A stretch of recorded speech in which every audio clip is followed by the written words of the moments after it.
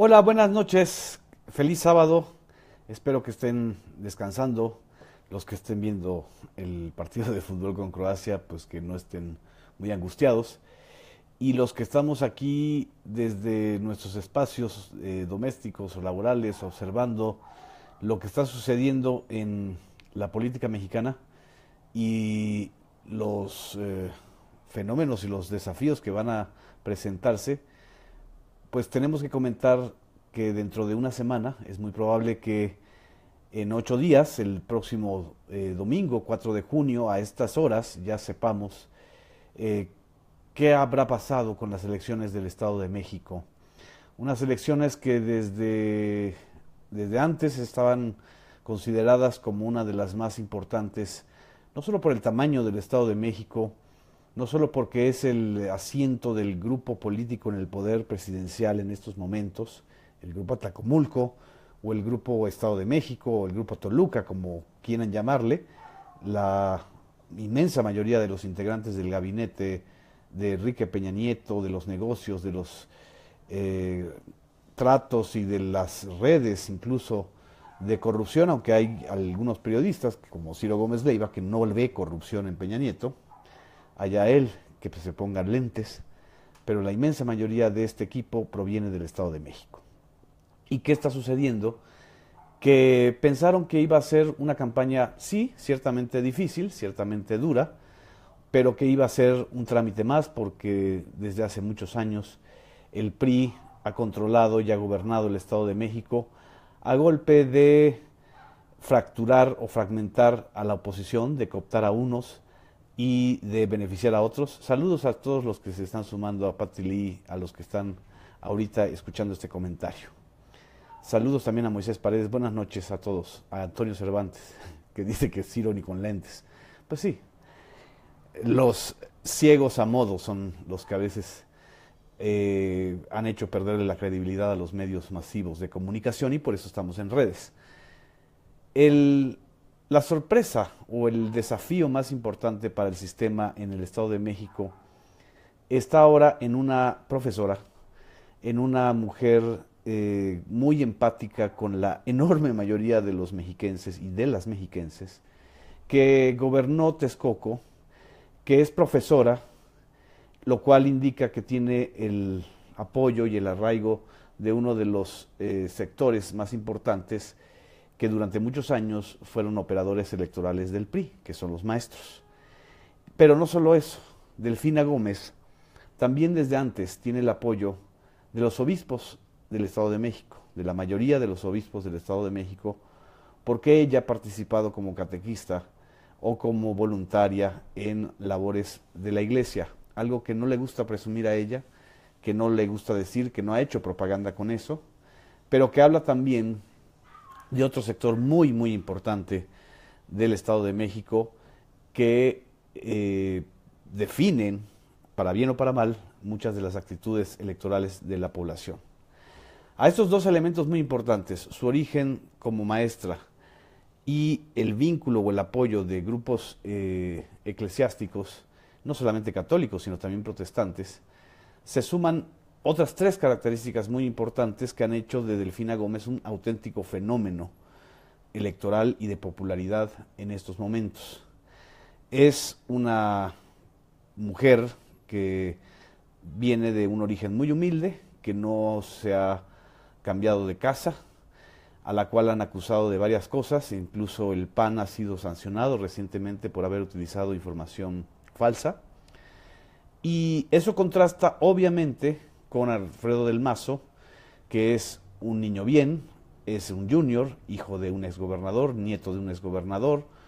es alcalde de Huixquilucan, una de las zonas más privilegiadas del Estado de México, que durante su campaña simple y sencillamente no pudo conectar con el electorado porque no había un mensaje contundente, claro, ni un deslinde mucho menos, de la corrupción y de la herencia de cleptocracia que hay en el Estado de México, pues porque él pertenece a esas redes. El último intento que hizo fue bastante grotesco, de decir que no era primo de Enrique Peña Nieto, sino que era un pariente en octavo grado o algo así. Del lado de Josefina Vázquez Mota, ex candidata presidencial del PAN, ex secretaria de Estado durante 2 sexenios, en el de Vicente Fox y en el de Felipe Calderón, lo que ha ocurrido es un auténtico desastre. Y Josefina, que era la contendiente mujer a mujer de Delfina Gómez, se ha ido desplomando, no solamente por el desplome natural que tiene el PAN, o el desgaste natural que tiene el PAN, sino también por ella misma y por sus errores de campaña brutales. Nada más aquí para comentarles, estoy con la revista Proceso de esta semana, es esta, o sea, la que va a salir y empezar a circular el día de mañana. Hay un reportaje del colega Álvaro Delgado, en donde menciona que uno de los principales errores de la campaña y del equipo de campaña de Josefina fue haberle dado tanto poder a su hija, a María José Ocampo, quien es una de las que contrató a un consultor colombiano, Mauricio de Bengoechea, quien fue despedido bajo sospechas de filtrar información a los adversarios. Porque además están en este asunto de querer armar campañas electorales con asesores y mercadólogos y una serie de despliegue de recursos impresionantes. Y el cuarto personaje importante de esta contienda pues ha sido el candidato del PRD a la gubernatura, Juan Cepeda, exalcalde de Nezahualcóyotl, que no ha hecho un mal papel como candidato, pero tiene un partido desfondado, sin credibilidad, dividido, fragmentado. Y lo peor que le pudo haber pasado a Juan Cepeda ocurrió hace una semana exactamente, cuando la líder nacional de ese partido, Alejandra Barrales, anuncia un frente o una alianza, o como le hayan querido llamar, con el PAN en el 2018, como un signo de debilidad propia del PRD. Y ha habido este debate sobre si declina o no Juan Cepeda a favor de Delfina, y se han dado muchas declaraciones, se han reprochado a López Obrador y a Juan Cepeda muchas actitudes, que si son autoritarios, que si son vendidos al sistema, etcétera. Lo real es que Juan Cepeda, que pudo haber sido una muy buena opción como candidato, está en una muy mala situación por la fragmentación de su partido, por el desfondamiento y por la falta de credibilidad de sus liderazgos. Y lo que ha ocurrido en estos últimos 2 días es una auténtica desbandada y una auténtica oleada de adhesiones a Delfina Gómez, y esto lo hemos documentado en el blog Homo Zapping, que les invito a leer el día de hoy, nada más para mencionar las adhesiones que ha vivido Delfina Gómez en los últimos días. Renuncia o declina como candidato el candidato del PT, Óscar González, que fue alcalde de Metepec, y que aunque tuviera una baja intención de voto, es muy importante su declinación porque da justamente la fortaleza de una candidatura de izquierda. Pero también ha tenido las adhesiones de militantes del PRD, incluyendo al hermano de Bautista, de Héctor Bautista, que es el jefe político del grupo de Cepeda, de Juan Cepeda, que es el grupo de Nezahualcóyotl, de Ciudad Neza. Y además ha tenido también el apoyo de sectores sindicales del magisterio del Estado de México, que, como digo, se han sumado a su campaña de una manera impresionante. Se ha dicho también que está detrás ahí la profesora Elbester Gordillo, pero sinceramente, y eso creo que es lo que muchos medios no han logrado ver, es que no se necesita que Elbester Gordillo y sus redes de corrupción estén ahí presentes. Delfina y los maestros en el Estado de México por sí solos son una fuerza, piensan y están en una situación de franco desafío a ese viejo sistema corrompido, anquilosado del PRI. ¿Qué ha sucedido? Que el sistema, el gobierno federal, equivocó la estrategia. Simple y sencillamente pensaron que Delfina era un títere de Andrés Manuel López Obrador. Orientaron todas las baterías a desacreditar a López Obrador utilizando las malas artes de un personaje como Miguel Ángel Yunes, que repitió o ha repetido las mismas dosis que ya hemos vivido en el 2004 con los videoescándalos, a través ahora del caso de Eva Cadena, que ha sido sobredimensionado en los medios porque no hay ni siquiera una historia completa de esta trama de corrupción. Es una historia sesgada y hecha a modo para golpear a López Obrador y querer así golpear la fuerza de Morena en el Estado de México, pero es algo que no toca directamente ni indirectamente a Delfina Gómez. Por otro lado, también están utilizando aquellas tácticas que usaba o que usó Miguel Ángel Yunes en la elección de 1988.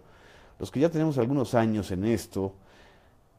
no podemos olvidar que fue Miguel Ángel Yunes el que le puso el 4 aquel a Cuauhtémoc Cárdenas, candidato presidencial de la Corriente Democrática, y le puso el 4 cuando va a un evento en Veracruz y hay unos transvestis que se toman la foto con él, queriendo dejar una imagen o una constancia de humillación, lo cual habla nada más de la bajeza de Miguel Ángel Yunes y de sus estrategias. Pero también han insistido muchísimo en que el Estado de México va a ser la antesala para la elección presidencial del 2018 y que si pierde o si gana el Estado de México Morena, pues Andrés Manuel podría perder o ganar la elección del 2018. Y creo que están confundiendo escenarios. Evidentemente es muy importante el Estado de México en función del 2018, pero el Estado de México en sí, por sí solo y en sí mismo tiene una característica y un peso muy importante, y eso lo está demostrando la propia candidatura de Delfina Gómez, el crecimiento tan importante que acabo de ver justamente en estos momentos una encuesta, la última encuesta de estas que están circulando, pero que no salen y ni van a salir en los periódicos oficialistas o en los medios oficialistas, en donde ya le dan una ventaja del 34% a Delfina Gómez frente a un 27% de Alfredo del Mazo, es decir, una ventaja de casi 7 puntos, que desde la perspectiva de quienes han hecho los estudios de campo es mucho más real que esta idea del empate técnico que tienen Delfina y Alfredo del Mazo. Lo han puesto en el empate técnico porque no pueden ni deben admitir,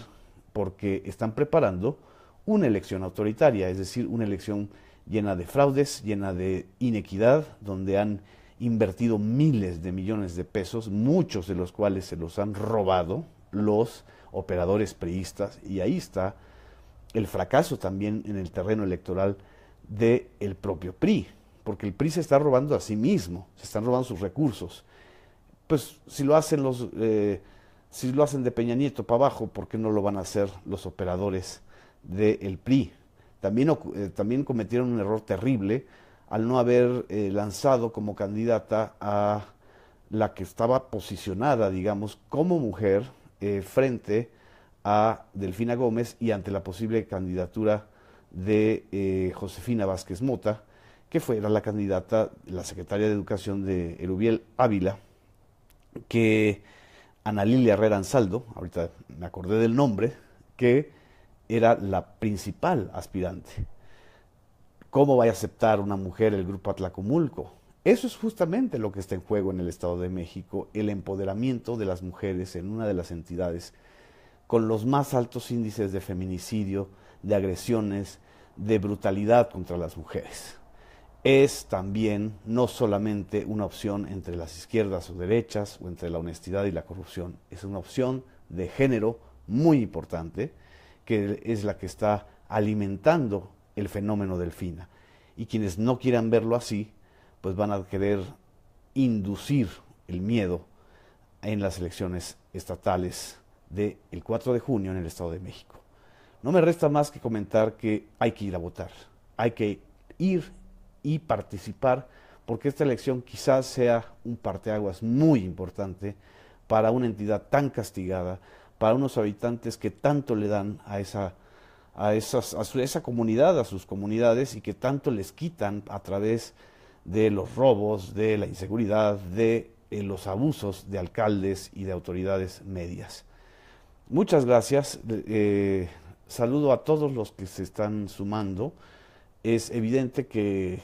mi comentario tiene que ver con una posición crítica, pero que quiero dar estos elementos para que no nos vayamos con la finta informativa.